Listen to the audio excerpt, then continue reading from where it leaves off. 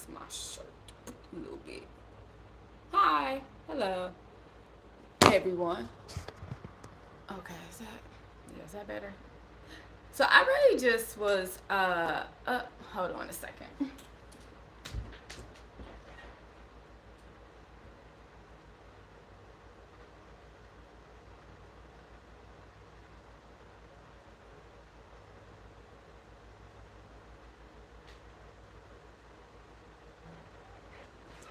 It's kind of feeling like I might need to get a okay, so I was really feeling like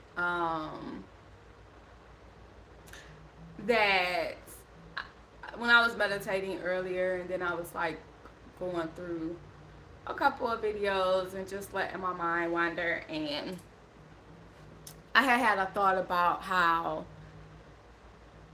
I never really considered how people perceived like me and my life from the outside looking in, really, um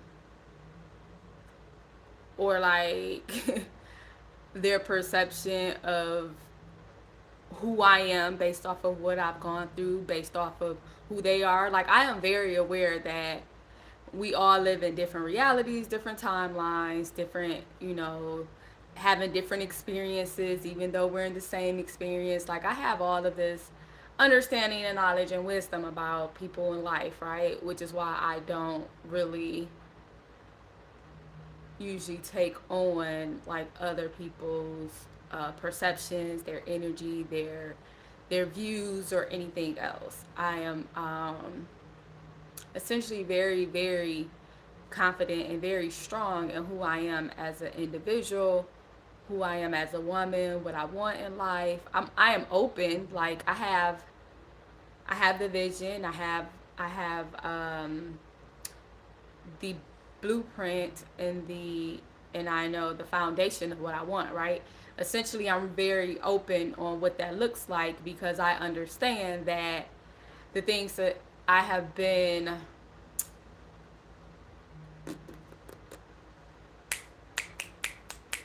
that I've been able to have access to, um, and the things that I have essentially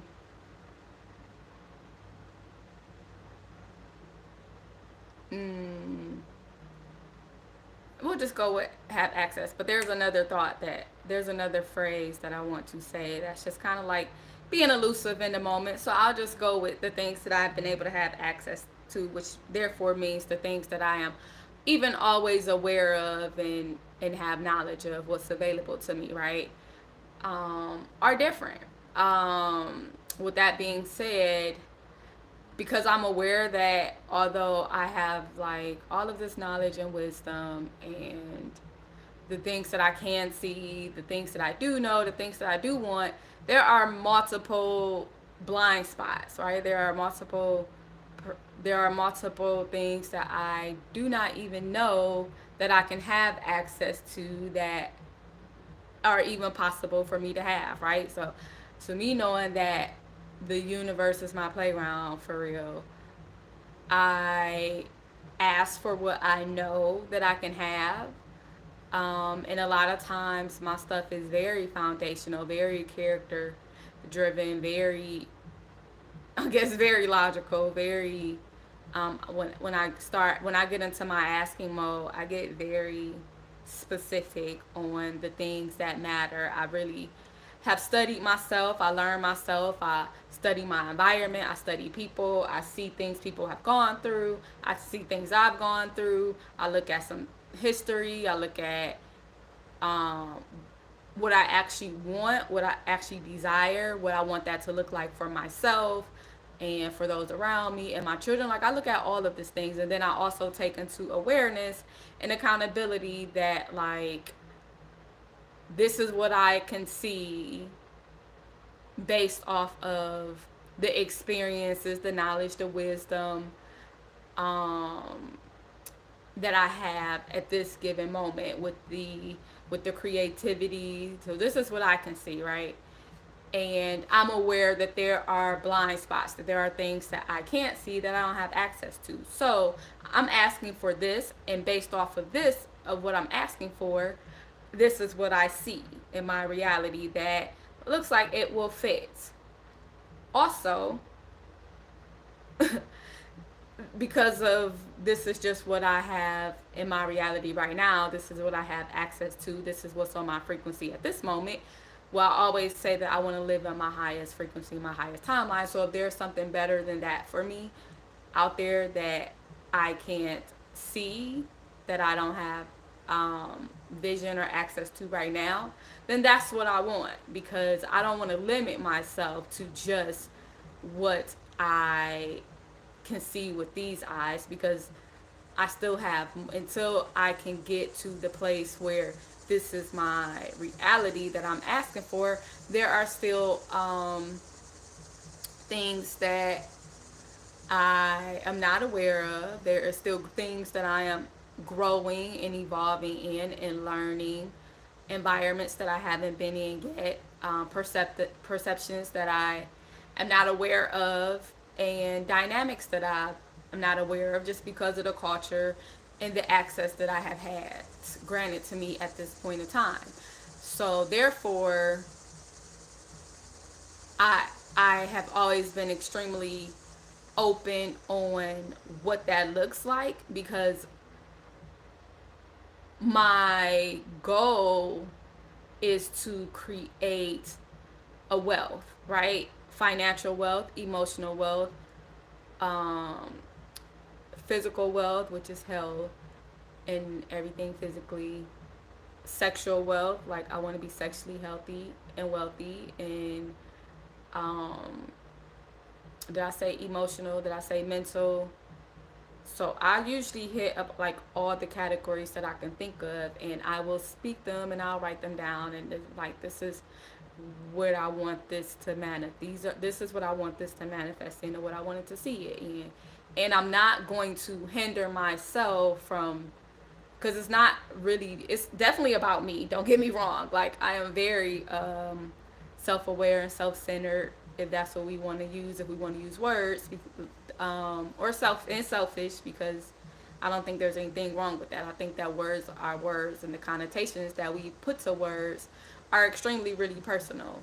So yes, I'm selfish, yes, I'm self-centered, and also I have a huge heart, and I love my people, um, love those connected to me, and as someone that sees and has the sight that I see, I'm also wanting the best for those around me, those I come in contact with. If you don't have no harm for me, then I'll have no harm for you, even if we don't have to be like in each other's, we don't have to be connected for me to want great for you, because I understand that me wanting great for me, essentially, like in my walk, is freedom, because I want freedom for all of us, whatever that may mean to each individual. So in my walk of freedom, as I come across people and different souls and have different relationships and learn more things, then that means I want freedom for you too. So I have never, I can't say never, because there was a time when I probably was a little bit more closed minded. But then as I started evolving and growing, becoming very, like I said, open to, and receptive to what that looks like for me, because whatever is for me is going to have unique energy, is going to have a unique frequency, is going to be for me. And if I say that I want to live in the highest capacity that I can live in and experience in this realm and across all realms, then of course, like, the I want to have the people in the team and the partners around me that does that, however that looks. Like I'm not going to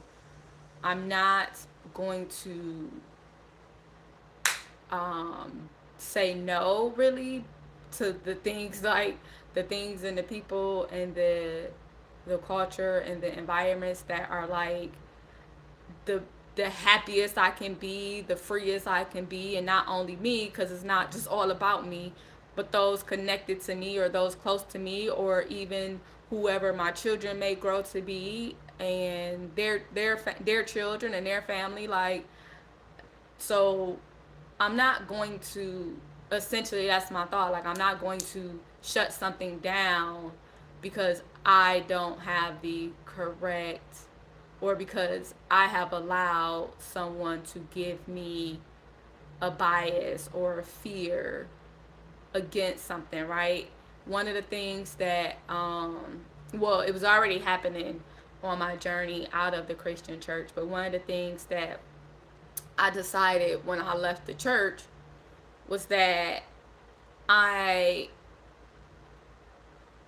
would not operate in fear and judgment based off of any, like, I don't operate in fear for real anyway, but like, I wouldn't allow somebody else to tell me how to view something or somebody, because in my experience in the Christian church, it's always an enemy. It's always like, what we beefing for? Why you got, why we fearful of Muslim and Islam? Why we fearful of Jehovah Witness? Why we fearful of the Jews? Why we fearful of everything? Like, why is everything an enemy? Why is it just kind of was feeling like once you jumped in, you can't get out. Like, and there was so much fight and opposition when you walked away from it. There was so much anger and just so much resistance, and the energy when you question something you didn't agree, when I questioned something, when I didn't agree with something, when I questioned somebody, like, there was just always so much opposition. There was so much push. There was so much fight just to have a different mentality, just to think different, right? And I mean, thinking is who I am. Thinking differently, I guess, is who I am. It's not like a, oh, I'm gonna think different. It's just like, no, what's this mean? What's this? This is a different perception. Like, how did you get this? Or what about this? Or it's just natural for me, right? And I did, and I don't back down from stuff for real. And I didn't understand like what the issue was. So when I walked away from the church, it was a culmination of many years of things, including being introduced to it and being forced into it, and when I really didn't want to, and then going back because it's what I knew, and then even that journey coming across like being in so much stuff, but just like really just wanting to learn and being honest and trying to figure out where I fit in different groups and situations, and exploring things, and having opposition along the way, and not even really seeing it as that at that time. So my journey really, when I was like, I actually started, I was going to write a book. I started doing research for a book that I was going to write called Who is Jesus, and that was like the final breakaway for me, because it was essentially me looking at the walk of Jesus, and then looking at like just from what I had been introduced to and the knowledge that I had gone through, and different things that I've touched, because I've been to like the Seventh Day Adventist church, I've been to a Mormon church, I've been to pretty much a Jewish church, even though they say they wasn't Jewish, they were Hebrew roots, whatever you want to call it. I've been under Baptist, Pentecostal, non-denomination, New Age, so I had touched like many different systems, and decided that I didn't want to be involved in any of them. And the what who is Jesus really came because it was like, okay, so there's all this fighting and all of this war and all of this stuff, all of this chaotic energy and all of this separation about this one being named Jesus, for real, right? And basically, y'all beefing because y'all don't know, because y'all don't agree on who he is. You agree that he God, and you agree that he is essentially a prophet, and you agree that he whatever it is, but like, why do it got to be beef about it? Jesus is who Jesus is. Like, why does it have to be a tug of war? Why does it have to be a war on this guy, this being's reputation or whatever, right? So my thing was, let me follow this information, what I had to figure out. Let me figure out who Jesus said he is. Because y'all, I've been looking through all these Bibles, all these translations. I've been going to learn this. I've been going to learn this. And everybody talking about what Jesus said. But when I go back and read it, I'm like, that's not what he said. That's what you interpreted that he said, because that's not what he said. Like, where did he say that at? Because I noticed that a lot of people were getting in the pulpit, and the way they translated things from the Bible was just different than the way I translated things and the way I read things, and the inserts and the things that they put in was like, well, where did you read that at? Because I'm reading this right here, and that's not even what it says, or that's whatever. But then also understanding that art is art, right? Because I came to that conclusion at some point too. Like, the Bible is a book, like any book, and you can choose to make any book holy. You can choose to extract information from any book. It's all art. It's all perception. It's all what it's going to be, and however you choose to allow that knowledge and that energy and whatever it is to infiltrate and guide your life or your imagination or whatever we want then to say, then that's what that is, right? There is no, it just is what it is. And so when you read a book of, when you read a book of art, or when you watch a book of art, even if you have a book discussion afterwards, or if you have a discussion afterwards, you understand that everybody take different things from different places. Everybody's perception is different. They hear things different. They see things different.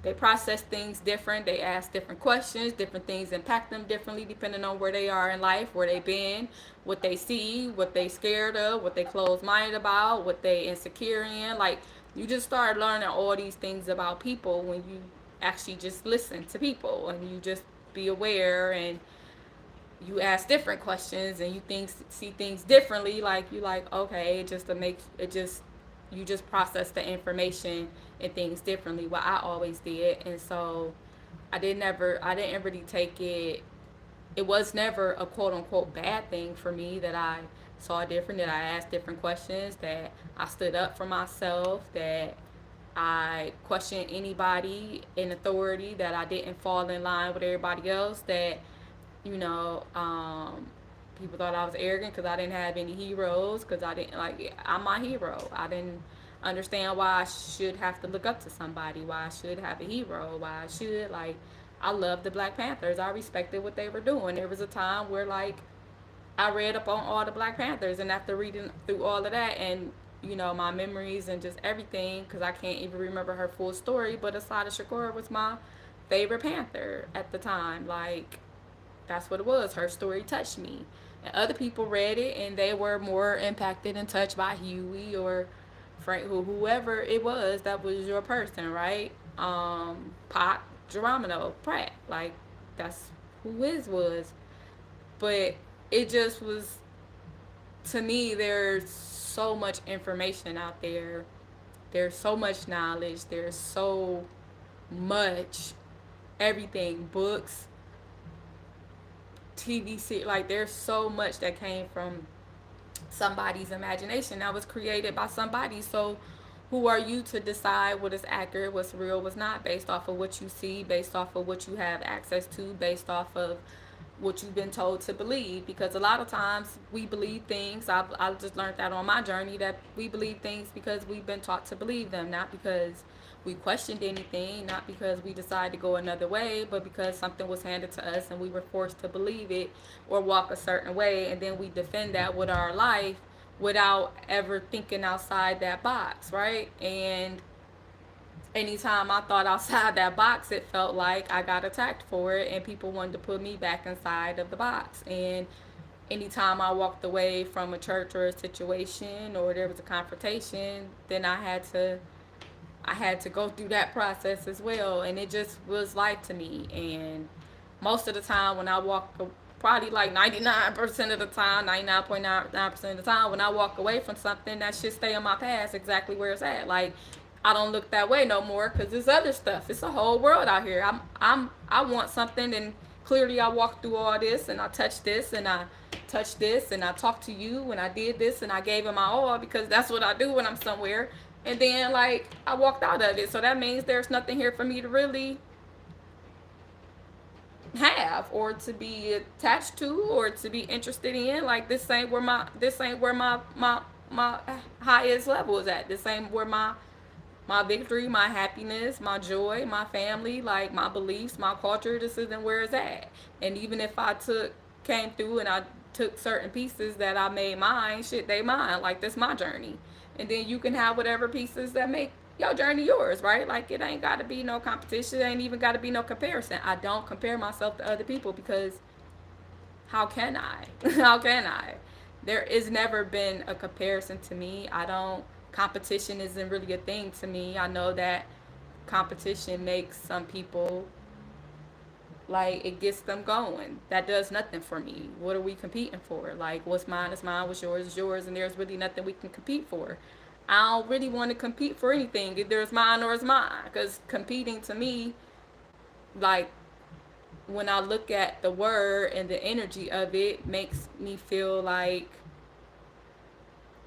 I have like I have to prove that I'm better than you at something, and I don't have to. Like, it ain't no competition because I'm me and I'm you, and whatever your journey is, whatever your life is, whatever your adventures are, whatever the things you love, whatever, like, that's what it is for you and mine is for me. And it ain't even the same, even if it's the same. Like, we can I can have a friend and you can have the same friend, and our relationships are totally different, right? And that's okay because whatever I get out this relationship is what I get out this relationship, and whatever you get out the relationship, it is what you get out the relationship. So why we mad or why we upset or why is it a big thing? Because like they have multiple friends.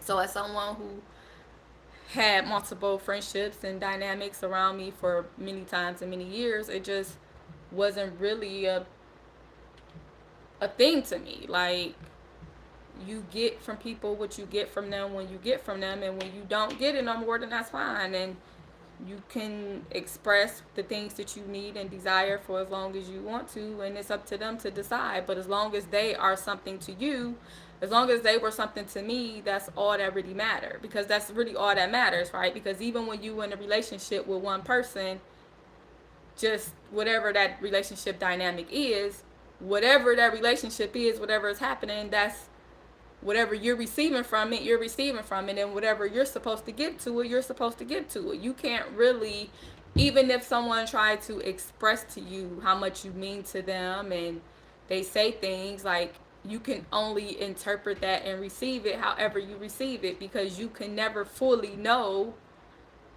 how they are experiencing you, how they thinking about you, what their intentions are for you, or none of that, because it's just different. That's them. You can still only receive and experience who you are, what you're meant to experience, where you are, and what you see.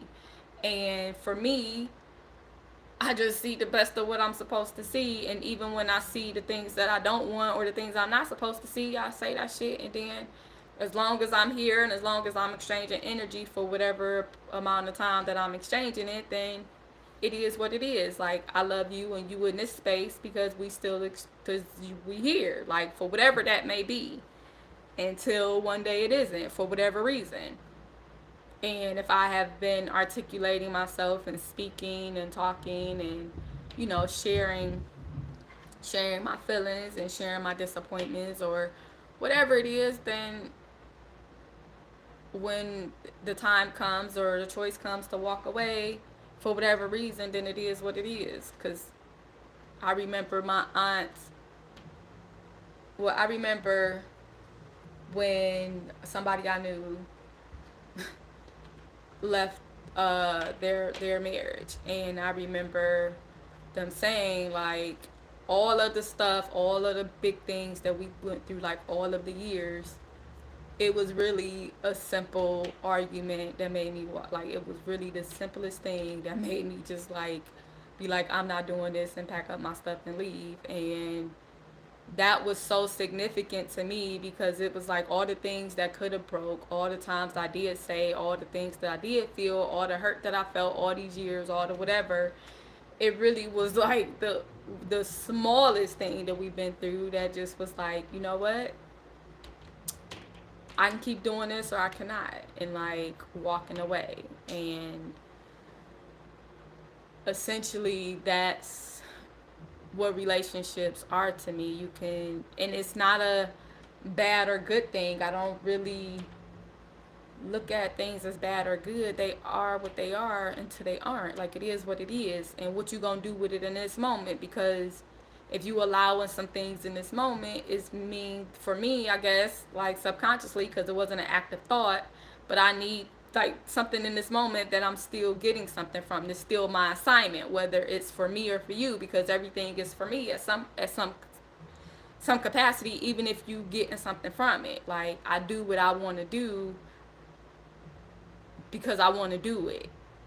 And whatever you do with that is up to you to do with it. And then it's up to me to decide what I want to do with it. Like, that's how I operate life. But I always do what I want to do, because anything else brings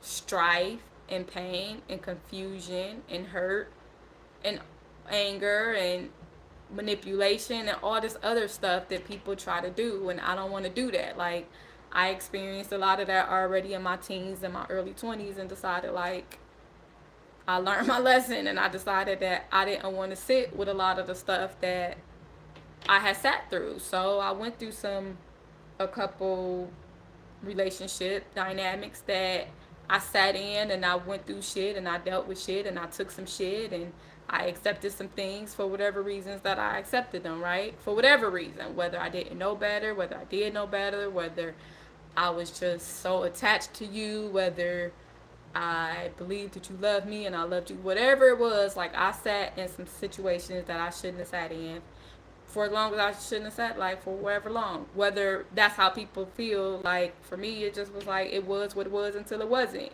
Like, this is what it is until it ain't. And then I walked away, and then I end up coming back for whatever reason, and then I left and I came back until finally it was like, because my strong shit wasn't crossed, right? Like, ain't no man ever hit me in no relationship or dynamic. Like, cause what the fuck are you hitting me for? Like, nah, I don't even allow the women around me to get hit by no man. Why I'm gonna sit in anything where a man putting his hands on me? I don't even think that's a thing. I said that forever. Like, I seen my mama get her ass whooped when I was younger, and like, I ain't doing that. And not to mention, like, I lived in abusive homes. I've, as a foster kid, like, I ain't living or being in no situation where I gotta be scared of anybody, where I gotta be looking around my back, where I gotta not figure out or not know or be anxious or be on. I don't want to live like that ever. Like, I don't want to live with somebody or live in a situation where I gotta figure out what you bringing to me or what. I don't want to do that. So I try my best to place myself in situations where I don't have to do that. Um, I looked around and I saw and I listened to the women around me, and it was like they would be in a relationship with a dude, and all of a sudden they like, damn, he was spending the night for a couple days, and I looked up and now he lived with me, and now it's months later and blah blah blah. So, and then I'm like, okay, and I become when I'm watching situations, and then it's just like, note to self, be careful about letting men fucking move into your house. Matter of fact, I don't even have a lot of men coming over to my house. Like, I'll come over your house. I'll come over your house. And that's just kind of where it is. Or, you know, for the times when we were in the places where it was like you had to have a boyfriend to have sex, or it was only acceptable for girls to have sex if it was in certain dynamics. So now women putting themselves in certain dynamics, because including me at one point when I was a teen still, like, because this is supposed to be what somebody told me to, and then realizing, like, no, it ain't got to be none of that shit. What do you want? Like, what feels good to you? You don't got to put yourself with no, attach yourself to nobody, because when you attach yourself to, like, oh, I gotta have a husband, now you out here accepting the bare minimum for dudes because you think they got to be your husband, it's a different energy. Like when you think they you got to be attached, when marriage is your goal, when something is your goal, and you trying to put a person in that position instead of just being in something. For me, that's what it was. Like, I'm gonna be in this and because I'm attracted to you. I'm gonna be in this because I want to be in this, and that's no other reason. And then as I get to know you, or as I study you, or as I watch you, as we interact on these different levels and in these different environments and on these different moments, then I'll decide then, like, or life will decide, or we will collectively, subconsciously, or you know, we will intentionally decide on some level what we want to do. So like, even if I love you, even if I care about you, even if my perception of you is this, even if I'm attracted to you or have a connection with you, it's my connection with you. I don't know where you at, no matter what you say. Like, I gotta watch you because I've learned that over the years of dealing with different men and watching different things and watching how people use their words in different situations, in order to manipulate and to get what they want or to lie and all of that. Like, and I'm not a liar because I'm not about to be trying to figure out what I said, how I said it, who I said it to, who I gotta manipulate or who I gotta do to do this. And manipulation isn't necessarily a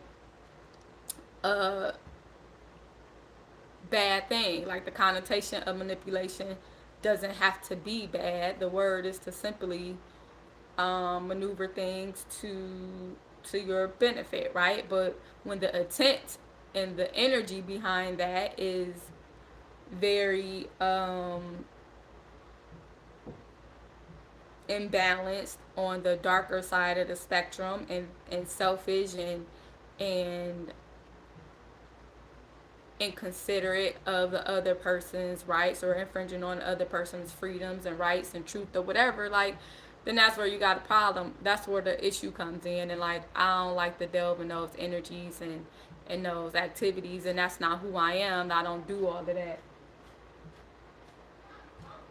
I don't do all that back and forth and tit for tat, and I don't have energy for that either. Like, if I'm engaging with you, it's because if I'm engaging with you on this level, it's because I see some potential in you. It's because something connected to me to you on whatever level. Now, whether I think it's because it is because I am physically attracted to you, or I am sexually attracted to you, or I think you cool in this category, like, that's for me, right? But whatever it is on your end, it kind of got to align, right? And it got to align at the same time. So if I'm coming in, I'm like, dang, he attractive, and like, at this point, I'm like, oh, I want to date you, and then like, oh, I want to go on a date with you, and then you're not biting that, and then as time go on or whatever reason, and now I'm just like, well, now I'm like, I'm physically attracted to you. I want to have, sex and whatever, and I find you physically attractive, and I think like you're a safe place for me to do this.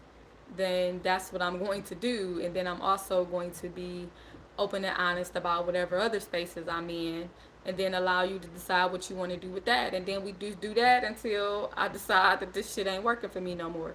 So that's why it's not that I'm against marriage. I'm against the way that people think that their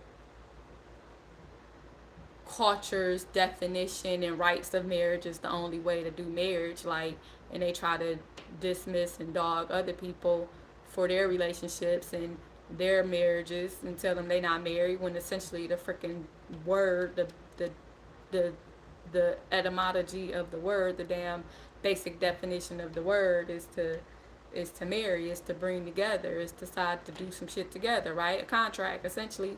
But everybody don't even, it's a verbal contract. It might be an energetic contract at times.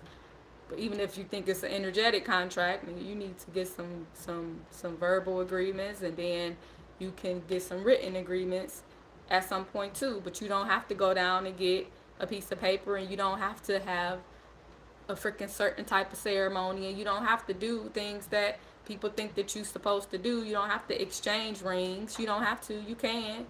But you can do whatever works for you and your person and your dynamic in your relationship, because that has meaning that's special to you.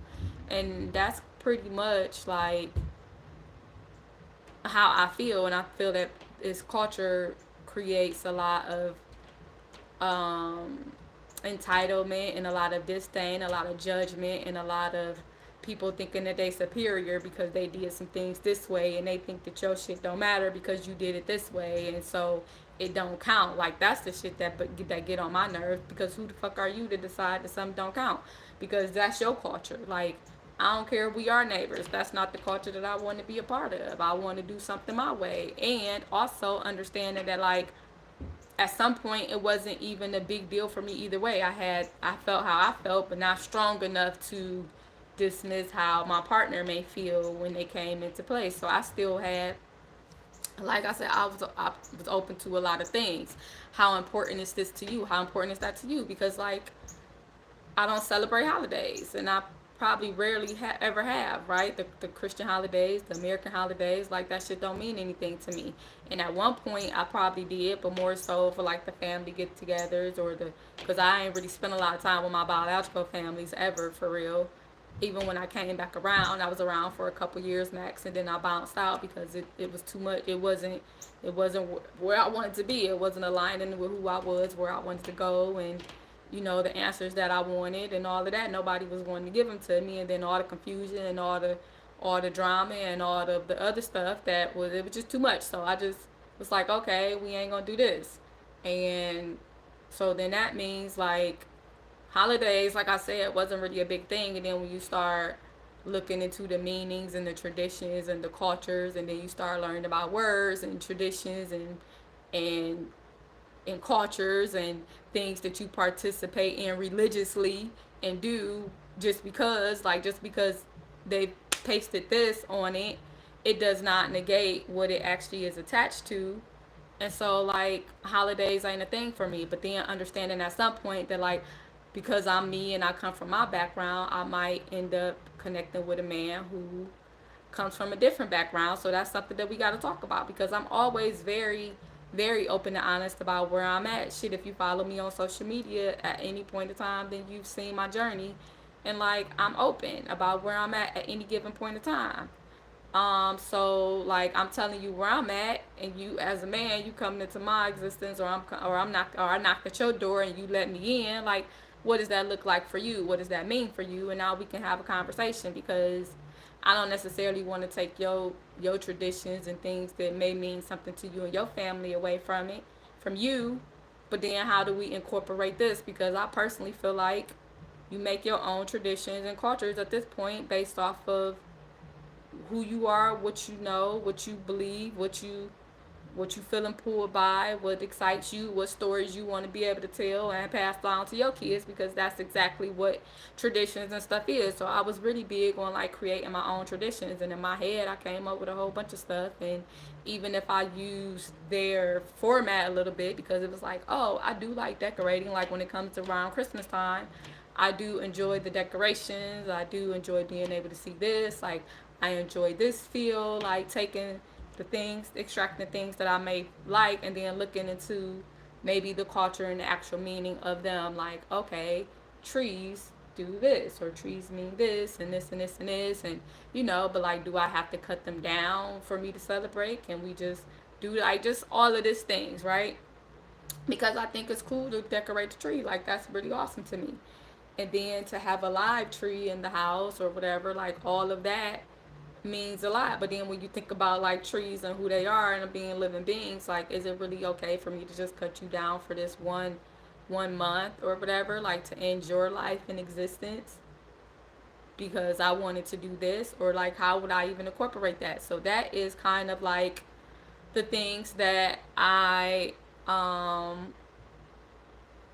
think about when I was thinking about culture, and what kind of traditions that I would incorporate into my own family when I had them, and what that looked like, and things like that. Like Halloween, I think it's pretty cool to be able to dress up and go out, and I guess not get candy. Like, you don't have to do that, but whatever it is, like but we do that as adults. Like, I had a masquerade, threw a masquerade party with my people at one point in time. Like, because we enjoy dressing up and putting on different costumes and stuff now as adults, right? Like, as women, We like to get freaking play around with our makeup. We like to do costume jewelry. We like to do that. Like, not just women, men too. We like to play with our look. And then sometimes we want to be a little bit more dramatic, like they do on Halloween. But why it only got to be one day out the year, and why I got to be this day, and what's the tradition behind that? So that's kind of just how my mind automatically began working when I started dismantling myself or disentangling myself from different systems and traditions and cultures and things like that. It's kind of just like an automatic process that I don't even got to really think about. My brain just does it automatically. And once my brain gets on one thing, it just goes until it goes, and and that's just what it is. But also, like I said, understand that I'm one individual, and as I'm connecting with different men, especially that I'm interested in a possible growing life with and building with, and bringing life and vision and creativity to life with, like I have to understand that he or them come with their own beliefs and desires and wants and things like that. So then that's when you come together and you have these conversations and you have these dialogues. And a lot of times, like for me, you don't even necessarily have to have, I mean, you should have certain conversations, but if you look and you listen and you pay attention to people, then I don't know, I think you learn certain stuff. And then certain conversations I don't even gotta have with people until I gotta have, because like we not even there yet. We haven't even, she still ain't took me out.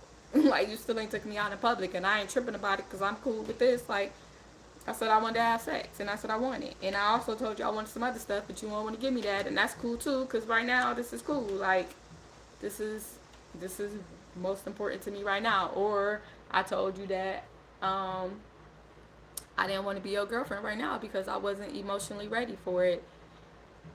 But I did say we could still, enjoy each other. And since you here and we enjoying each other, I'm thinking it's cool. So then when I do come and I'm like, I'm ready, so now you not. And it's just like all these things that like I never really consider if it was a game or payback or whatever. Like, things are what they are until it ain't, because I don't know what's going on in your existence and in your world. All I know is that, like, in my world, whatever is brought over here from having you in my world, I just got to deal with this shit and figure out what I want to deal with and what I try to disentangle with and disengage with until I'm free of whatever energy and can walk away. And you start learning because I start realizing and recognizing and learning how real quick, like through relationships, how hard it is, how difficult it can be to disentangle yourself from someone depending on how much you've given them. I just learned to just give a little less. And that's nothing wrong to, like, because why am I giving you everything? Like, I'm giving you all that I can give you, and I'm speaking and telling you more. Like, I think I'm pretty passionate. I think I'm pretty open. I think I'm pretty awesome, and like, should I like you? And I like you a lot, and I want to be held tonight. Can you give me that? Do you want to give me that? Are you able to give me that? Like, all right, and if you can, okay, like, great, thank you, I appreciate it, thank you, like, because you didn't have to. That's just kind of like, I'm very appreciative, I'm very grateful for life, and like a regular, like, that's just my thing, because I understand that, like, you don't have to. The fact that we are exchanging energy in whatever capacity means that we both chose to do this. And that's what at one point in time I was like, I don't even know if I want to live with my person, because like I enjoy the concept of, especially where I come from, having my own space, and that I can go home, or that you can go home, because I've seen a lot of times where people just really get comfortable. Like, even if you don't like each other, now y'all all entangled, and now y'all kind of stuck. So even if you do want to get away for a couple of days or something, like, you really can't. Or maybe you can, you take a vacation by yourself, but then oftentimes you don't have the funds, or that's not even approved of, because your person, like, there's always some stuff, right? So there was a point in time where I was like, I don't even know if I want to live with my person. We can live on the same property. I love the concept of a bridge house. Like, baby, you can have access, but like, if I don't want to come over, I don't want to come over. If you don't want to deal with me or you want your own space, then whatever. Like, and I can lay in your bed as many days as I want. Like, it don't even matter if I'm here all the time or you over here all the time. But if we need space, then we can have space if that's what we choose to. Because I think it's something very poetic and something very sacred about the intentionality of being in somebody's space all the time, right? Choosing to be in somebody's space all the time. And I guess life taught me that because most of the time I'm by myself. And I guess I never really looked at it the fact that like people didn't want to be in my space often until like recently. Like damn. But shit, that ain't got nothing to do with me. That ain't got shit to do with me. That's just kind of like I never really thought like, damn, why don't nobody want to be around me all the time, or why ain't nobody calling me for real, or why, I just never thought about it like that. I enjoy it. I mean, have I? I don't think I did. I think I kind of was just like, hey, I want more, and y'all not giving me more, and I don't.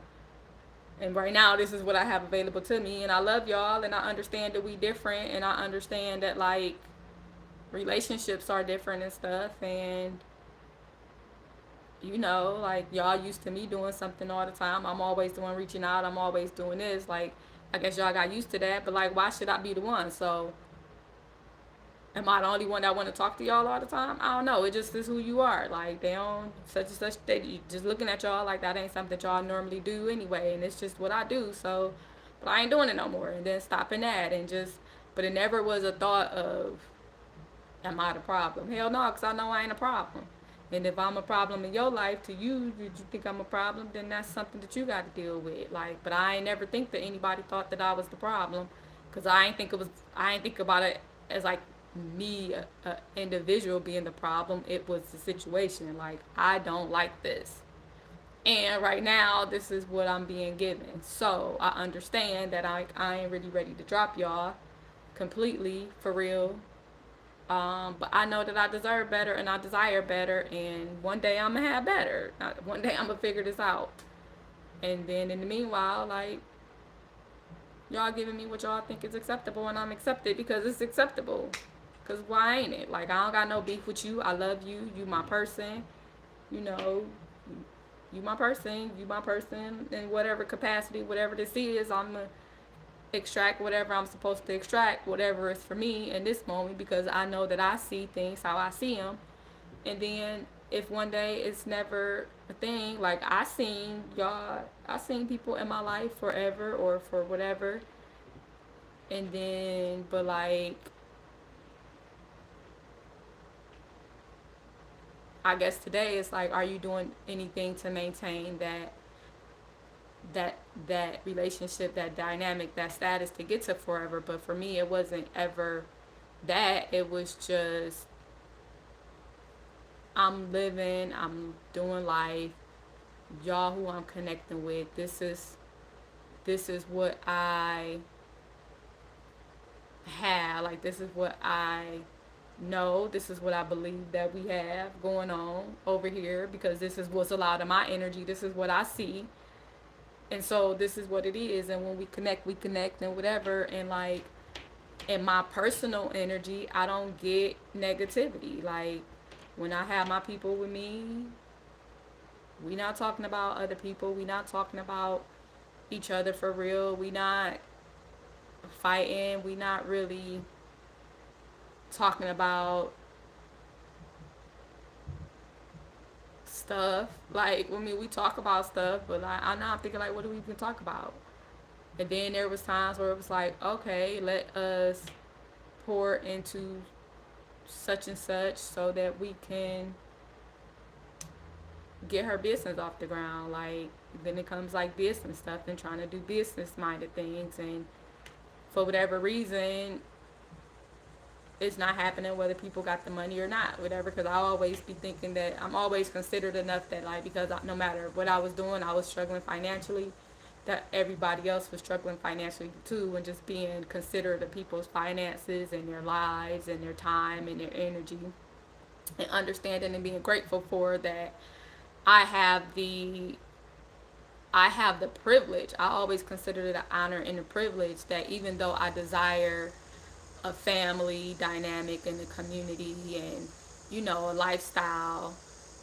I always consider it a privilege that I was able to even spend 95% of my time alone, because I understand that most people have something pulling at their energy, especially women, especially black women in the hood, or, that is under certain brackets, or you got families and stuff. Like, you got people pulling at your energy even when you don't want them to. I've been around, like, I have had a plethora of female friends at once who going through stuff with their men, or frustrated with their men, or running their households financially, emotionally, mentally, physically, ain't got no help, and then, or they got their kids and they still ain't got the proper help with the fathers, and whatever else is going on in their lives. This is what I'm being privy to. This is the information, this is the perception, this is what people are saying to me. I'm listening to, like, all of this stuff, and I'm just like, okay, so I understand that when you get time to yourself, you might just want to sit down and be by yourself, or you might want to be in somebody else's energy. Like, I never thought of it as a slight to me, as something against me, as a problem with me. It just was like, for whatever reason, that ain't what you want to do, and that's fine, because, like, most of the time I get to do whatever I want to do, for real. Especially if I got the money, I got the freedom to do it, and I understand that that's a privilege, because I'm looking around, and in my sight, like, from what I'm hearing, there are things that you rather be doing, but you don't really have the option and the freedom to do, from what you're saying to me. And I can give as much advice as I can give, because most of the times I always ask, like, are you venting, or do you want feedback? Do you just want somebody to listen to you, or do you want me to give you feedback and advice based off of what you're saying to me? Um, that's a lot of my conversation. Like, and sometimes I might give unnecessary feedback, but I pay attention to the person that I'm talking to, the energy that is coming. I listen to your words, the energy that you in, the person that is coming from, what you've told me. And then even when I give advice, even if it's about a spouse or a partner or something or whatever, I'm always still like, now granted, this is based off the information that you've given me. Like, I only know what you've told me. I only know this man from you. I don't know him. Even if I seen him once or twice, like, I only know based off of what you've been telling me about him. So based off what you've been telling me about him, and based off of who I know you to be and what you telling me, this is what and so based off of all of this is what I'm telling you in return.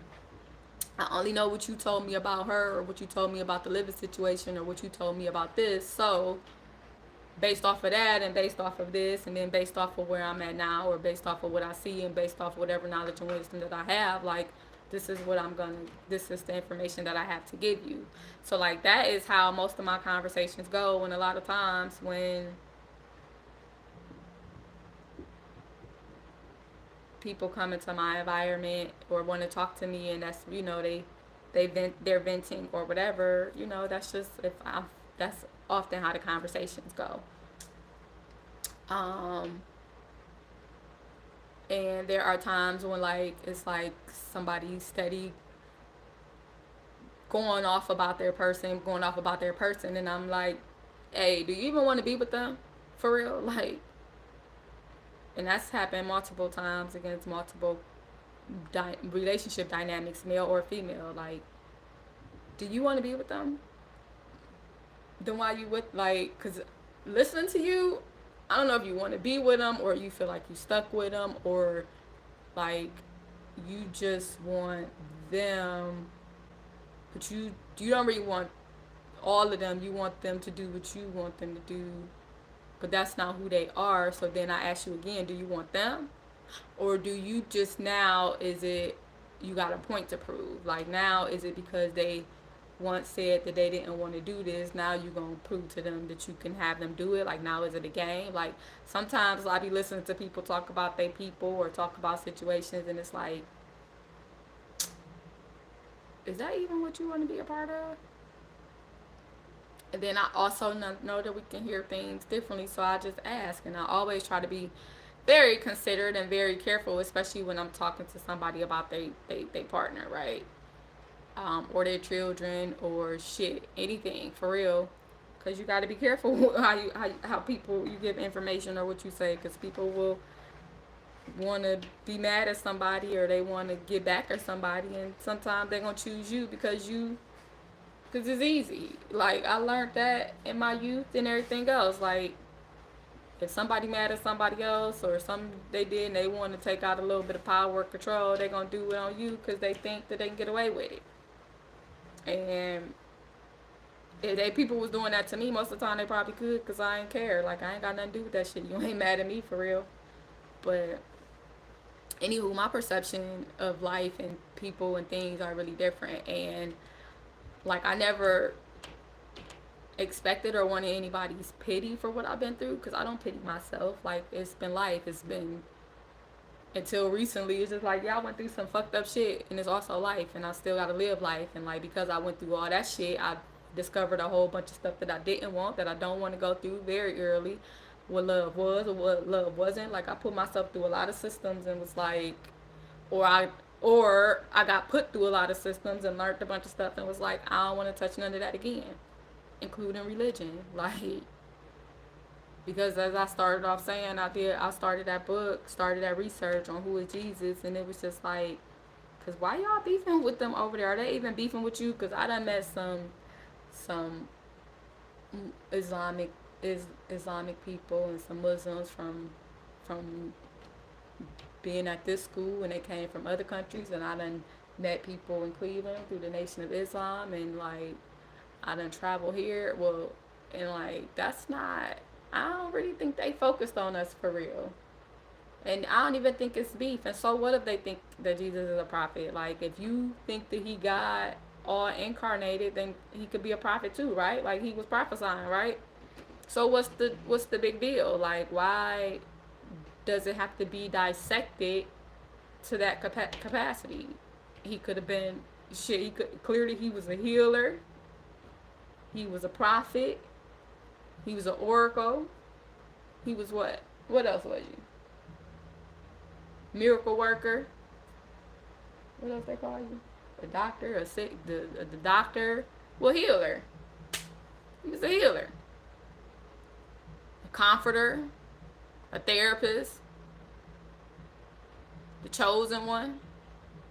Like if you go through the Bible, Jesus was a whole lot of stuff, and then if you incorporate him as being God, because he was at that point like he operating in the supernatural. He is a supernatural being, whatever he was. Was he a vampire? Shoot, I can't remember all your stories now. It's been too long. Was you staying up? You was fasting for 40 days. He did fasting. I did that too, but I can't remember if I made it to 40. Was that for my 40th birthday? I don't know. I did a real extensive fast one time.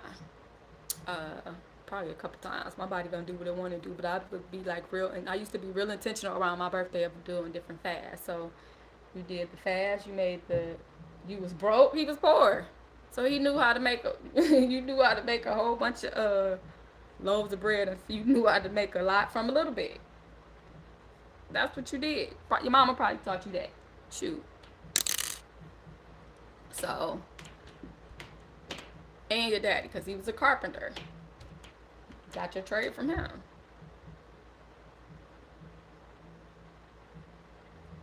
So then you got the rapist and the father. Well, the father, the rapist. If you go off that story, because that's what I'm sticking to. Because once again, did you ask for her permission? Did you just tell her what she was gonna do when she had a whole person over here? So, and then for him to go to what's your daddy name?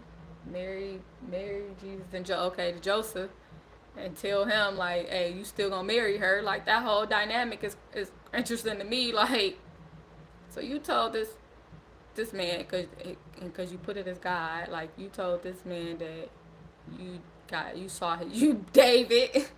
I saw your woman. I took her, got her pregnant. It's cool. You still gonna marry her though. except for David killed that man out in the battlefield. That was one of his soldiers, and he just decided that he was gonna kill. I was like, you gotta go through that crime or your kids do. His kid did. He got that shit quick. He felt that quickly. Quickly. Quickly. You have to lose that baby. And then it was his daughter that got raped, right? By his son. Yeah, because that story made me angry. So the son fell in love with the sister.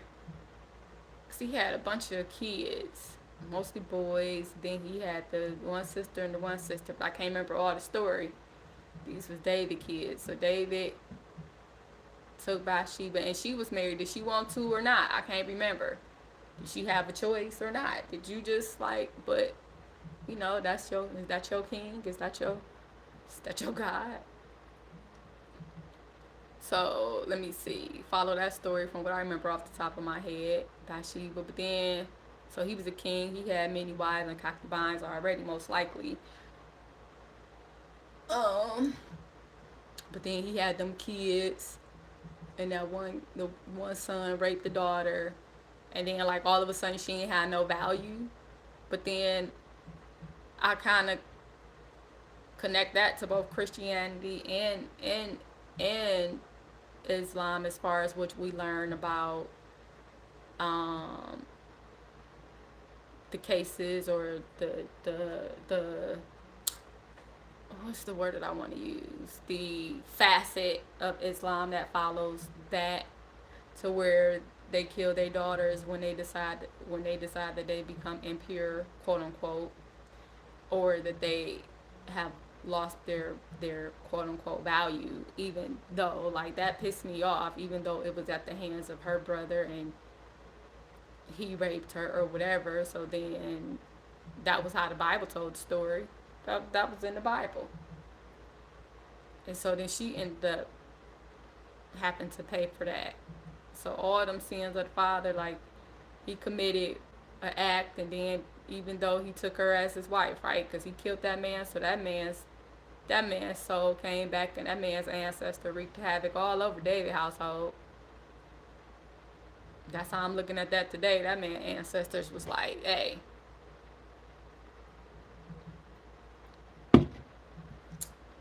So every book of creation, if you look at the Bible, that's a book of King James version of him and his ancestors, him, his family, and all the shit they did. So when you look at that, that's a history book, but not necessarily in the way that y'all told us and the way that y'all got us following. Then you got the new international version, whatever that is, because it still be the same story, it's just told a little different. The genealogy and stuff still be the same. So who book is it originally? The King James version, just written differently so that it can break down. Okay. So then when you take it over to the Torah and the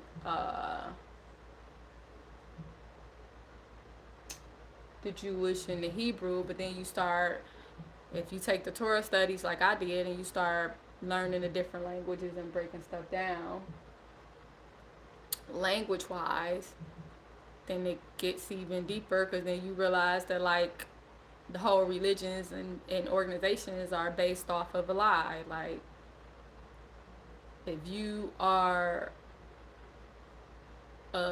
exalting this woman as being a virgin, and you are creating this illusion around virginity being not having sex with a man yet, right? So that means she had sex with a god. But essentially, if she didn't agree, she got raped by a god. So then, like, who is God over here in this book? Who is the God? But anywho, when you find out, like, virgin essentially means not touched. Like, that's the illusion that they gave, the new definition. But I think, if I recall correctly, in Hebrew, because then you even got to think about the etymology of the word and the translation of the word, because if it came to Hebrew is still a language that's only so many years old, and then if you got to translate it from Latin and wherever their story originally came from, and then you learn about language, about how language you're going to lose a lot of interpretation each time that you translate a language, because there are many words that there's no translation from. You got to come up with the best possible word. You got to try to guess. There's slang, there's all, and so to try to figure it out and then to place it, you're going to automatically create a whole different story every time you write it, every time you try to translate it, right? So when you talk about when essentially married virgin at one point just meant unmarried girl,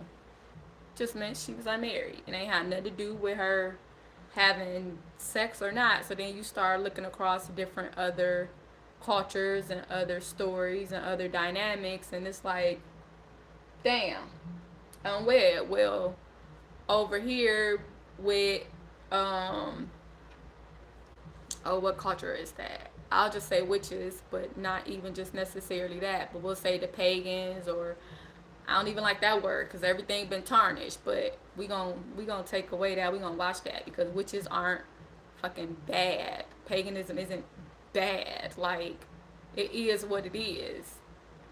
It's a fucking superpower. You got some powers. You belong to this or whatever. But you can be associated with this. This sets you apart in some way. But then, and then even gods, like, and queendom shifts and matriarchs, like where the women ruled, they they wasn't necessarily wed. They didn't have to be wed. What did that, like? They didn't have to have a wedding. They might have had concubines. They might have just had men. Like, this our society. This what we doing. We don't nobody. I don't have to marry you. I can marry you if I want to. It don't mean nothing. I can still have sex with you. I can still talk to you. We can still do whatever we gonna do. Kind of like me. Kind of like me. I am an unwed woman, and I live my life how I'm gonna live my life. And if I decide to take a suitor on, then I do that. And depending on what you do, I decide what that means for more. Like, am I going to procreate with you? Am I going to, like, how involved am I going to get into your life? How involved am I going to allow you to get into my life? What we showing each other? What we doing, right? And so if that ain't what's happening, then, like, all right, now we go. Now we just keep going on, or I'll deal with multiple. Well, it's been a while since I've dealt with multiple because of in my environments and things I've come across that just hasn't been. Nothing has nothing has caught my eye yet. Nothing has made me want to do any of it. So it's just, I'ma deal with what I can deal with, however I choose to deal with. I allow into my space, into my energetic field, whatever I let into my energetic field on whatever capacity that I let it in at that time, and then, like, I don't. Like, now you gotta go if you can't uphold the standard to stay in my energy. And sometimes there were times where I reached out a couple times thinking that, like, okay, you did something I didn't like. I informed you. There was a dialogue, maybe a correction. Like, let's see what you're gonna do with that, because there's still clearly some connection here. So, and then we communicate or do whatever. Allow that to go on a little longer until it's like, oh, so you still don't want to do nothing, or you still doing the same thing? Oh, okay, and then until that cuts it out, like, so. Yeah. And then sometimes I let the connection hang on to see, like, just in case you wasn't ready at that point, and maybe you will. But at some point, the fucking connection get cut. Like, and so, and like I said, very seldom do I allow people back from my past. Very seldom. If I ain't have no beef, like, the ex that I had let back in, uh, he was he was he was special to me. Like, yeah, we had whatever, and yeah, I messed around with his cousin, but that wasn't a to me it wasn't a big deal to me. I wasn't sure if it was a big deal to him, so I was telling him everything that I did, so everything that happened, so that he could decide what he wanted to do with that. Like, because you came back around, and I feel like You should know because I don't know what you know or what you don't know, and like you should know everything. I don't feel sorry for it. Like I don't regret it. I did it because I wanted to do it. It had nothing to do with you. Like it wasn't about no get back. It wasn't about no payback. It wasn't had nothing to do with you because although I had cared about you and you was my dude and all that, like you hurt me, you dissed me, you had life happening, and then you went on and did your thing. I guess you was like, and then you made an assumption based off of whatever you saw, whatever you thought you perceived, or whatever you thought you heard, and your presumption wasn't correct. If that is, because I'm presuming that this is what you thought. You thought that when I told you that I was attracted to him, and whatever I said to you, that he was who I was, that I had messed around with him or something, because he was always at the house, like if you was paying attention. I didn't mean that at all. I hadn't, because I still, like, you still my person. And none of that had happened. I was just being honest because of something you asked me. So I always want to be honest. That's just where I'm at. And so when he came back around, I was still being honest. Like, I don't know what you've been in touch with, what you do know, what you don't know. And like I don't want to give you no false, like I ain't sorry. Why would I say that I'm sorry when I made the decision to do it? So right now, to me, if I say I regret it and all of this, it's only because you right here, and like I'm that's a lie. Like I don't regret it. I ain't thought nothing else about it. Like I don't talk to him. I mean, if it ain't no beef, I will speak to him. I ain't got no beef with him. Like I cared about him. He was cool for what he was. Like he was cool. I ain't had no issues with him. So if I seen him, I'ma still speak to him. I'll still talk to him. Shoot, every once in a while, just like I do anybody else. If I see him come up against my news feed, and then it come across my emotions, like come across me, like I'll even reach out to say, hey, how you doing? Because I don't know what was going on behind my back, but in my face, like we ain't beefing. We only had sex the one time, but we ain't beefing. Like I ain't beefing with nobody, as far as I know. Like some people I don't fuck with, some people I don't. Then just allowing you to do what you want to do, and then you upset whatever you set upset for, and I'm trying to figure it out. Like you saying that that's against code and that you don't do that, but like what code are we upholding right now? Because I'm just trying to figure this out. Because you enjoy being around me, right? I'm definitely making you feel good. I know that because I can feel your energy. You bring me joy. Like I enjoy being around you. I enjoy this dynamic.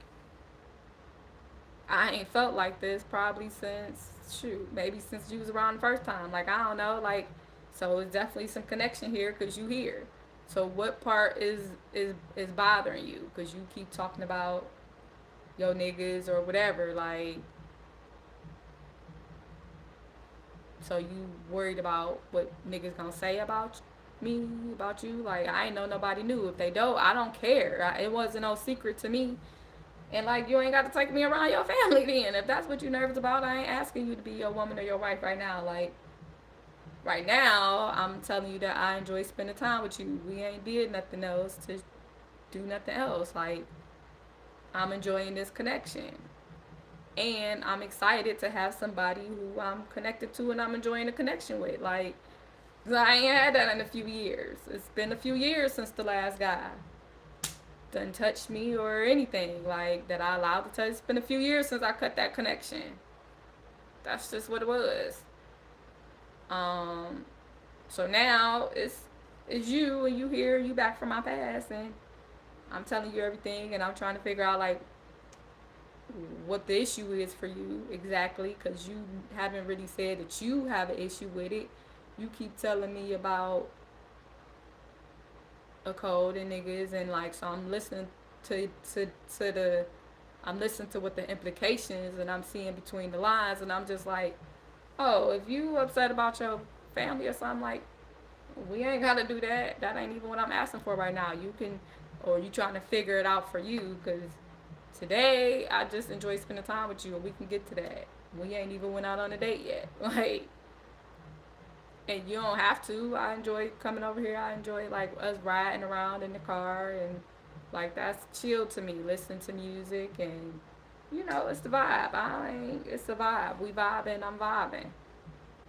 But you gotta figure it out, because I ain't. And then, it was a different thing. Like,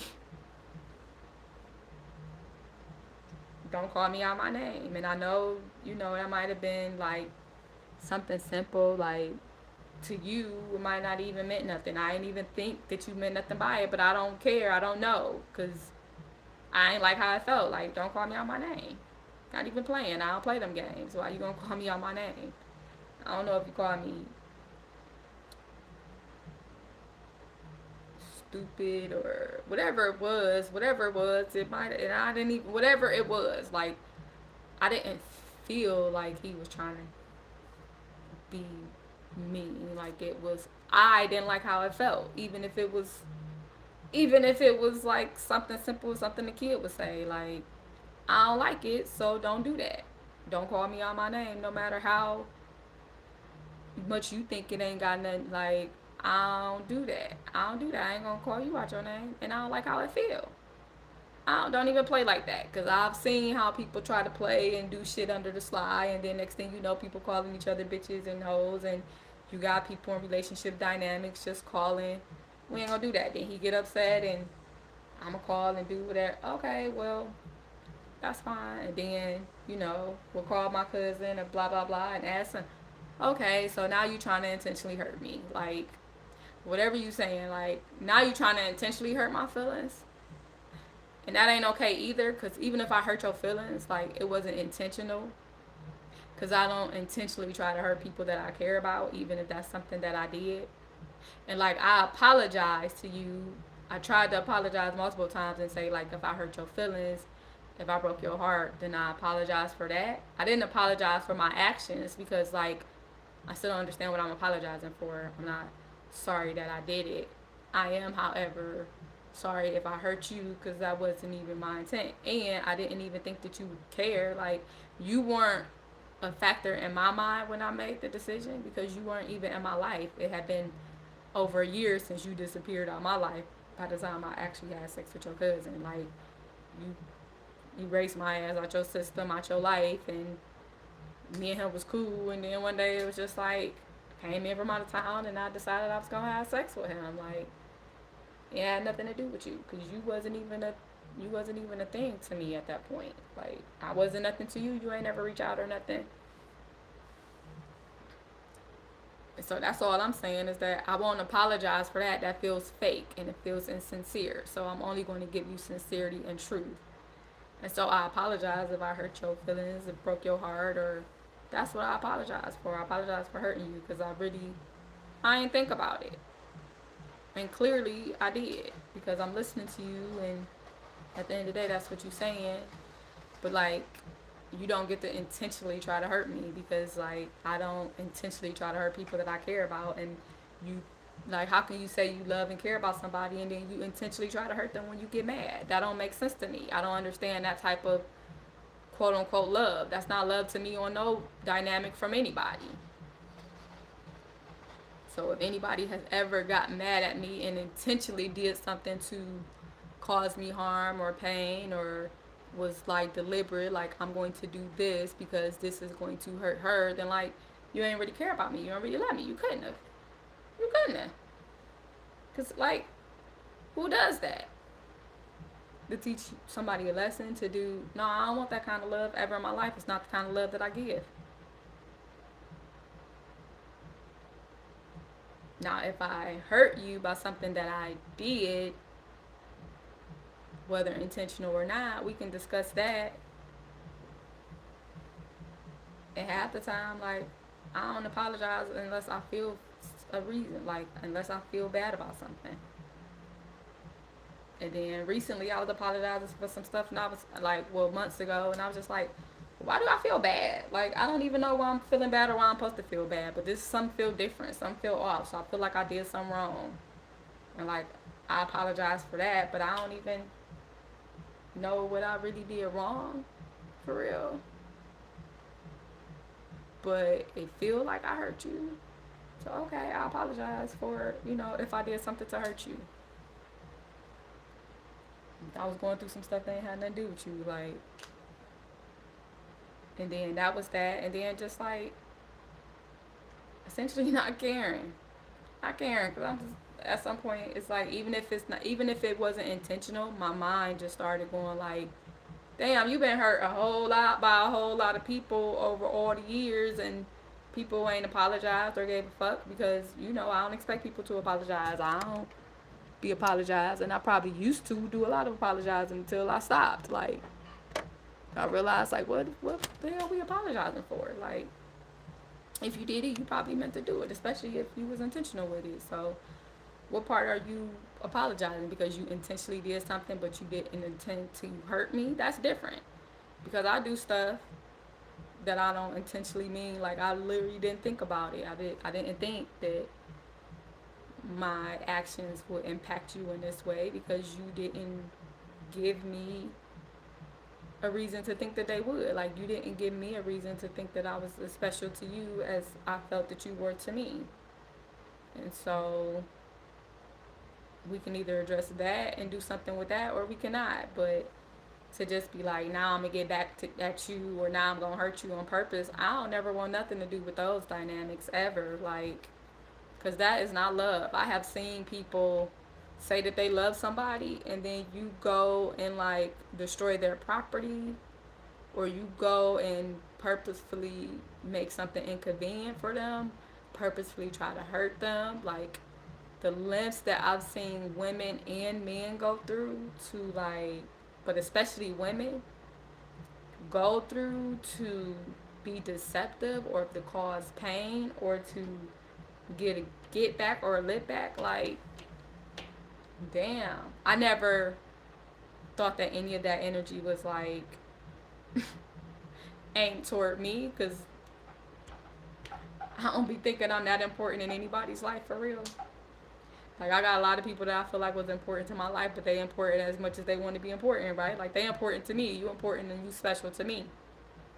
And I assume because I'm in your life, I'm important and I'm special to you, and that you cherish all of that, and that you protect it, and and then if you don't, then I guess at some point you don't, or whatever. I forgive and I look past a lot of stuff out of love and out of that mentality, until one day you just look up and you just like, which was kind of, I don't want to say forced on me, but one day it was like I looked up, I had a whole change, and it was just like, damn, I just had a whole different life and a whole different perception of stuff, that like, and now I'm seeing things from a whole other perspective and a whole other side, and okay, we're gonna roll with this, but this is new. And through it all, like, my confidence in myself ain't wavered. Shit.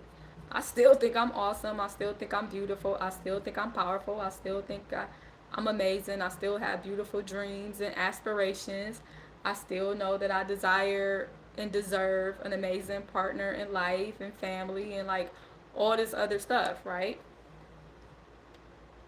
Even if my view on even being illuminated to different things on like another level, like, I'm still am I still passionate about helping my people and being there for my people and getting us out of stuff? I don't even know, like, because now I can see why people don't do it, because you done use so much energy and fight on trying to get here for y'all, for everybody, and you done freaking fought against everybody, and when you look up, you like, damn, I'm okay, but I still got all of this vision, that I've been collecting all this data and all this information and going through all this, and I still got all this heart and all this vision, and I still got the keys and the answers to a whole lot of stuff. So like, I'm still the prize. I'm always the prize. I'm always the fucking prize. I'm always special. I'm always unique. I'm always me, because I'm Nikki. Because I'm Darian. And that doesn't take anything away from anybody else. Everybody should feel like they a prize. Because why wouldn't you? Everybody should feel like they special. And unfortunately, I've seen too many incidents in where people get mad because somebody else got something that they don't, that they feel like they want and they supposed to have, and they don't. Somebody else got a little bit more access. Somebody else got a little bit more money. Somebody else got a little bit this. And instead of doing anything but figuring out how they can get something out of it. That ain't never really been my thing. Like, I never really been a bargainer and a negotiator. Like, what do you think is fair? What do you think that you can afford? What do you think that I deserve? Like, based off of what you have, what can you give me? Especially like when I was working in any type of black business or small business, it's like I understand that at first it's going to be some cycles. It's going to be some things you gotta push through, and even if on the appearance it look like you got something, you might not, or maybe you do. It ain't even my business to be counting your pockets. But I got a little bit more. I got a little bit more compassion. I got a lot more understanding, and I'm gonna value you and your stuff a lot more than if I was in somebody else's shit. Cause it's us. Like, I'm assuming you got the same heart that I got. You want to do something better for your people too. That's why you're going through this. And I understand that oftentimes we were taught how to be workers and not businessmen and even entrepreneurs. Because, like, I didn't necessarily want to be an entrepreneur. I did, but I looked at, like, all them daggone families, like, even though I don't like none of them for real, but Donald Trump and their estate and all this, and I was just like, that's what I want to build for my people, my wealth. I don't want to still have to go to work every day. Like, they got whole corporations and shit that they run, that they not going to the office, and they probably don't even really know the day-to-day operations or whatever it is, but like they got systems and stuff coming into place where they still making money, where they still building wealth and having stuff, and they still tapped in enough to where they know to pull out and do bankruptcy on this and dump all that shit out. Like, I wanted to be able to get into them same to some capacity. Like, I don't want to do that, but like I want to get that information and use it and build something, because like my whole purpose is freedom. I don't want to be tied down to shit, to nothing. And like, some people are visionaries and some people like to work. But even if you don't mind working, even if you want to use your gifts and talents to give to the collective on a different level, then it still doesn't have to be like you my damn slave. Like, let's figure out a way that we can make this productive for everybody, and where you still can take, you can still have some freedom. Because like, I don't want to now become the new plantation or the new slave driver. None of that. That ain't never been my goal. It's literally me being in the environment and seeing people around me and just seeing them, like seeing them, listening to them, watching what they doing, watching, hearing, listening to what they saying, what they tired of, what they want more of, what their gifts are, what they willing to do, what they not willing to do, just watching. And it's just like, okay, all right, so we can get this over here and get this, like, so you don't mind doing this, but you just tired of that system. Good, I'm tired of it too. We don't need that shit. Like, so went and did the research, and I figured out how we can do this and just do this over here. But now I need this, and it, like, that's just like what's all in my brain. That's what I know. That's what I see. That's how my brain automatically works when I'm connected to people and when I'm connected to systems, and just always working on getting us freedom, because we deserve it. Just to be, just to come to awareness that, like, damn, it's a lot of people that don't want us to have freedom. And there's a lot of people that's too afraid to do something, too tired to do something. And whatever I got, if I don't have the right community and people behind me and the right finances and the right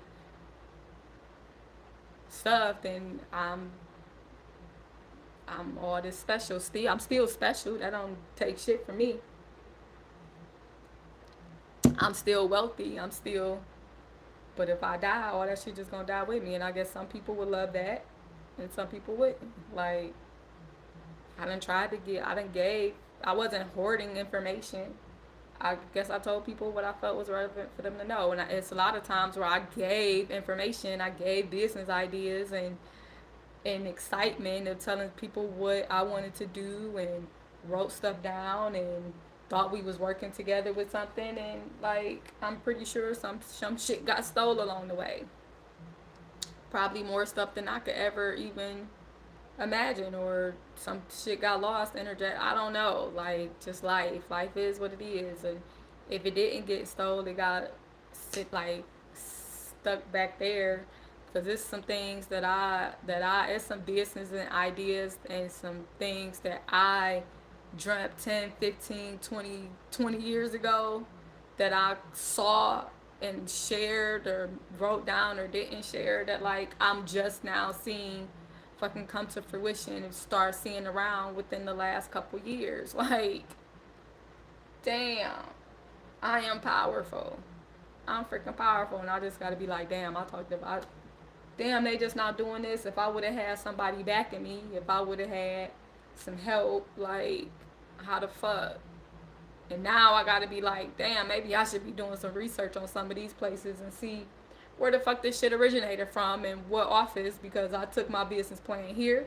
I took my business plan here. I gave you a piece of it. I told you something. So now I probably should start looking back to see where some of this shit then got curated at, because ain't no fucking way that this is where it is. But then, like, am I the only one that had the vision? I don't know, but I ain't never started thinking about that till recently. Like, I saw shit manifesting. I saw stuff brought into reality that I had envisioned and wrote down and said like years ago. And it's just like, wow. And now that I've been having my spiritual gifts and my spiritual team of my ancestors, and I've been getting all these other messages, telepathic or whatever is happening, like, huh, oh, okay, oh, okay. And it's a lot of information I don't even know what to do with it. So at some point, you hope at some point somebody helping somewhere, but if they ain't, then they ain't. And I don't know. But I'm looking now for the first time. I'm looking around me because I'll be looking at stuff and the answers be seeming pretty simple. But then I'm just looking at organizations, and I'm looking at people, and I'm looking at families, and I'm getting all this other insight and information. I'm like, oh, there are some people that do not want us to see us free. They don't want to. For a whole lot of reasons and a whole lot of histories and a whole lot of truths and a whole lot of lies and a whole lot of shit unbroken and taken down. It was a lot. It was a few times I thought about doing my ancestry, just the DNA ancestry, and I just kind of was like, what's the point? Like, people can make shit up at any point in time, and you don't know you're gonna be excited about it just because it's what they gave you. Especially ancestry, with all them white people. I know they have the African ancestry, um, but for ancestry.com, it was just like, so they are going to essentially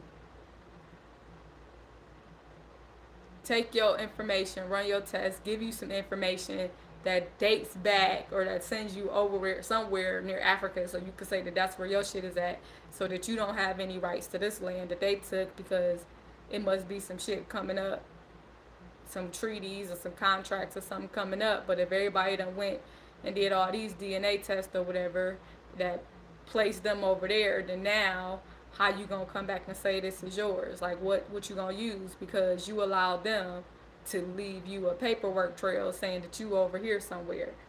So I thought about that, like, when ancestry was big and everybody was doing it. I was like, I ain't doing that. But then you have the African ancestry, which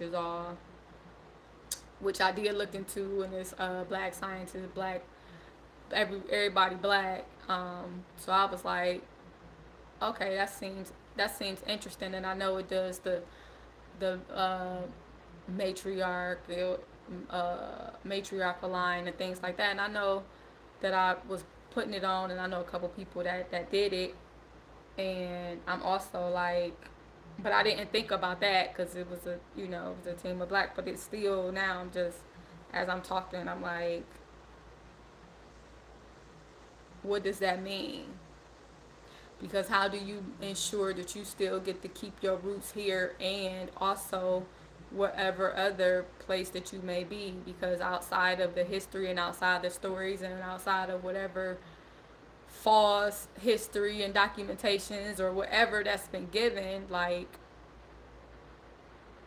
the the reality is that the maps and the information has been tampered with, has been destroyed. The lines have been moved. We seen this. Like, where the fuck did the Middle East come from?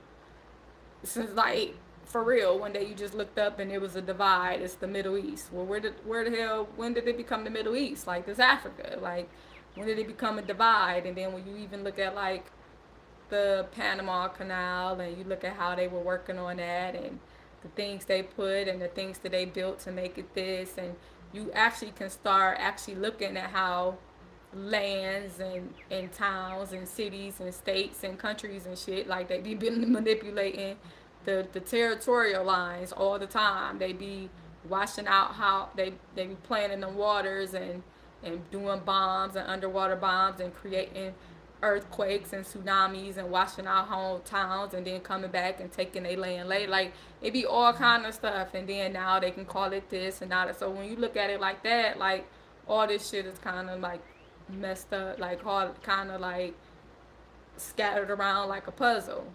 So how do you put the puzzle together to figure out? So even though I'm native to this land, also like did my was my tribe here already for centuries and centuries, or were we also connected or to this land over in the Caribbean or this land over in the Caribbean, everything trying to take us back to, and I'm gonna just do air quotes and say Africa, because like, what is Africa? Even Africa as we know it today has changed, and even the places of Egypt and Ethiopia and things like that. And I'm not a historian, I don't know everything, but I am saying all the time that like the information that we have today is not the same information that we got when I was in elementary school.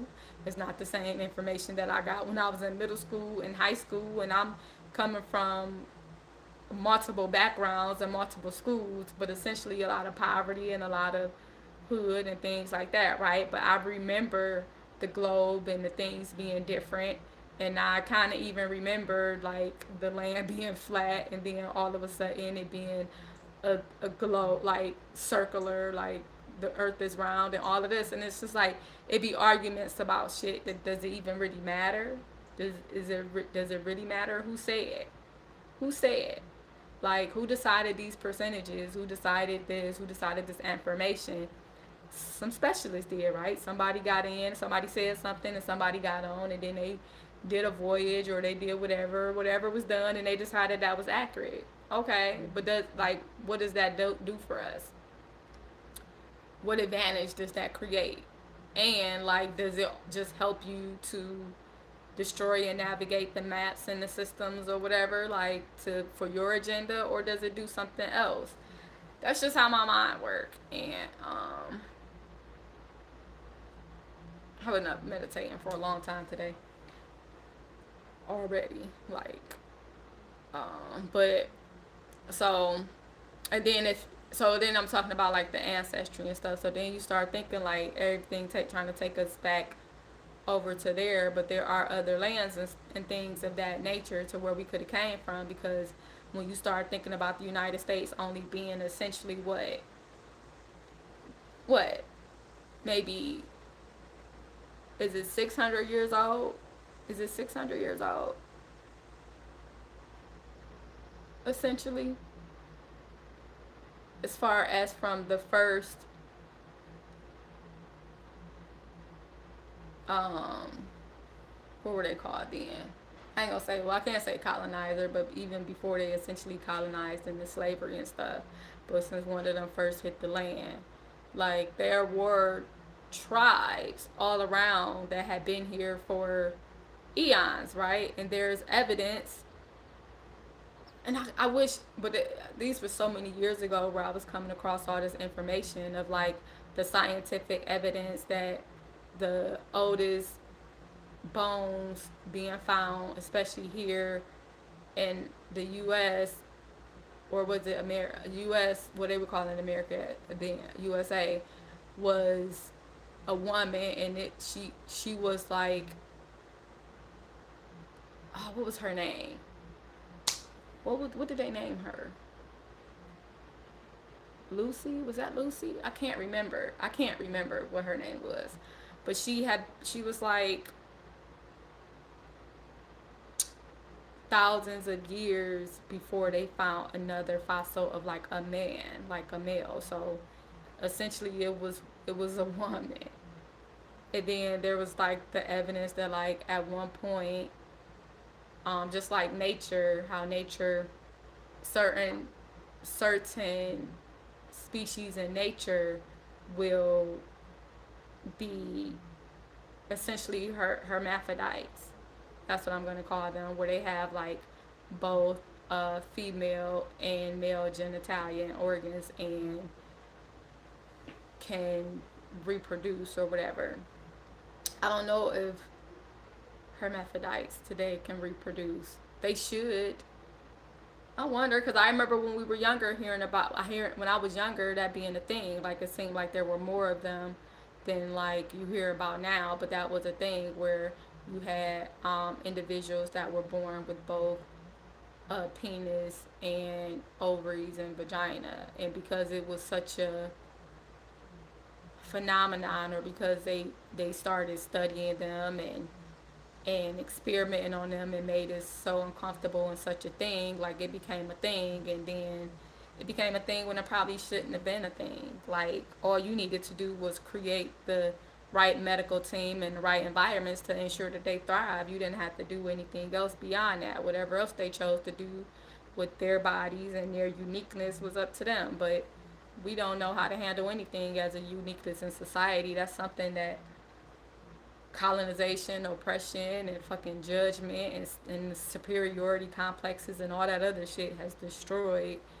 Just deciding that something is sacred outside of just what you think is sacred and respecting that shit and just allowing it to be, and thinking that you have to be the one to say that it isn't and judge what it is and destroy it or make it feel bad or decide that it ain't worthy of something that you think was what it needed to be worthy about something. And that be the shit I don't like. Something that ain't harming nobody or doing nothing to anybody just cause your discomfort. Why the fuck you so uncomfortable? Why the fuck you so in my face? Like this is what it is and this is what it's not. Like that's not the only definition. That's not the only way to be. The only way to live. The only way to exist is what's inside your head. That's why I don't be wanting nothing to do with these systems for real no more, because everybody's so power hungry in some aspect. Like I gotta have this so that I can prove that I'm better than this or that I'm not this. I just want to be living and I just want my people to live and I just want joy and happiness and freedom. I want to be able to travel. I want to experience true adoration and love and companionship and intimacy and all that other stuff, because like why wouldn't I be able to? Why wouldn't I be able to? This has been my life forever. I've had, ebbs and flows and hills and valleys and rainforests and oceans and experiences, and I've made my life beautiful because it's mine. And also, like, I definitely feel like I deserve and desire so much more, but I don't like, and I don't think that I have to do anything ridiculous to get it except for to be me. And then being me and being in my journey, I see a lot of other shit that don't fit for me, and it's just like, okay, well that shit can go crashing down. Cause who are you to decide that that's not a man because he enjoyed being intimate with other men because he loved men? Like, who are you to decide that that's not a man? Who are you to decide that he don't love women because he chose that he because he is attracted to men sexually and physically and whatever? Like, who you decide they weak? Who do you decide that they not able to have something? Like, for me, it just be,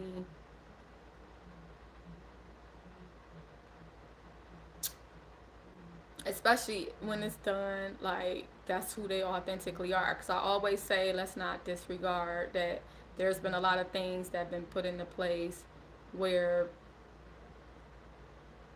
people's choices have been taken from them, and or things have been introduced into their psyche and their systems, which created another dynamic that wasn't for them, right? But if your child hasn't been raped or molested or touched or whatever, and you start noticing and you listen to them, like, listen to them. And that doesn't mean that you have to go and do anything drastic, but life should be able to be comfortable for them. So for my only thing is, if they not no creeps or no perverts, then what we doing? And I think that in our culture, in our society, we give too many passes to the wrong shit, and then to the shit that really is like, why is that any of your business, or why is that a thing? We just like, ugh, and that just make me look at people like, what are you so insecure about? What you so scared for? What's your shit? Now, do I agree with the LGBTQ movement as a political force, and as whoever the leadership is, what they putting out and what they doing, and do I think that impacts politics and stuff internationally in a negative way? Heck yeah, I do, because the United States is making a circus out of all kind of stuff. A whole lot of stuff that don't matter, that's not important, is becoming a spectacle, and is taken away from some of the core things that is most important, and value is taken away from the value of the person, and is adding a lot of other shit that really is not what it is. Now, if y'all just want to make that shit a club, then make it a club. Like, I don't know. I don't know, because then people be hearing however they hear it, and whatever they shit is. Because for me, if something rubbed me the wrong way, if something hit my psyche, if something hit my heart and it do this, and most shit don't really impact me for real, I always be like, damn, let me take a look at myself and see why that rubbed me that way. Because it must be some truth in that. It must be something that I need to study. Everybody take everything as a direct attack these days, and now they want to just attack back and say shit back, and most of the time that shit ain't even on my.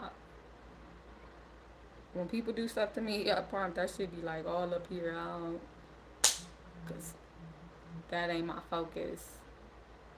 Anywho, I talked about a lot, and I know I was talking about culture and testing and all that, but I'm sure y'all got the right idea. Like, do any of those tests tell you if you came from like the Caribbeans or South America or Asia? Like, do they give you anything other than just Africa? And I'm not even being, because y'all know I've been to and I'm putting quotes because it's a emphasis on like how much shit has changed and how much we don't be knowing about nothing.